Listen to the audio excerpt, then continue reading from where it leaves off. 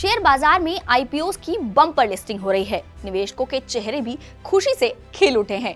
इस हफ्ते लिस्ट हुए आईपीओ में से टाटा टेक्नोलॉजीज के आईपीओ ने करीब 140% प्रीमियम के साथ लिस्ट होकर निवेशकों को तो मालामाल किया ही है, लेकिन साथ ही 1000 करोड़ या फिर उससे ऊपर के आईपीओ की कैटेगरी के पुराने सभी रिकॉर्ड तोड़ दिए हैं। करीब 2 दशकों बाद टाटा ग्रुप की किसी कंपनी का आईपीओ बाजार में आया था और टाटा पर लोगों ने एक बार फिर से अपना पूरा भरोसा दिखाते हुए इसे जमकर सब्सक्राइब भी किया। टाटा टेक आईपीओ को 69.43 गुना सब्सक्रिप्शन मिला। टाटा टेक आईपीओ का इशू प्राइस 500 रुपए का था, जबकि अगर इसकी लिस्टिंग की बात करें तो वो करीब 140% प्रीमियम के साथ 1200 रुपए पर हुई। वहीं शेयर मार्केट में इसका क्लोजिंग प्राइस 163% बढ़कर रहा, यानी कि 163% ऊपर ये शेयर जाकर क्लोज हुआ। ये पिछले 2 सालों में सबसे अच्छी आईपीओ लिस्टिंग रही और अगर 1000 करोड़ रुपए या फिर उससे ज्यादा के इशू की बात करें तो इसमें तो अब तक की सबसे बेहतर लिस्टिंग रही।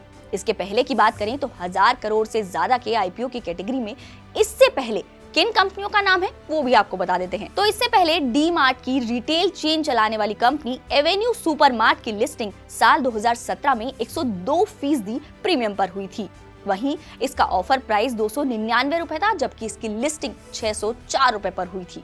इसके अलावा 1000 करोड़ रुपए प्लस की कैटेगरी में क्लीन साइंस आईपीओ 98%, गो फैशन 90%, नायका करीब 77%, मुद्रा पोर्ट और इंडिगो पेंट्स 75%, रिलायंस पेट्रो 69% और पावर ग्रिड कॉर्प 63% और इसके अलावा एचडीएफसी एएमसी करीब 54% प्रीमियम के साथ बाजार में लिस्ट हुए। वहीं इसके अलावा कुछ और कंपनियों ने भी निवेशकों को बम्पर मुनाफा कमाने में काफी मदद की है, जैसे कि 2021 में फार्मा कंपनी सिगाची इंडस्ट्रीज का आईपीओ 270% प्रीमियम पर लिस्ट हुआ और इसी साल यानी कि 2021 में ही पारस डिफेंस का आईपीओ 171% प्रीमियम के साथ लिस्ट हुआ था।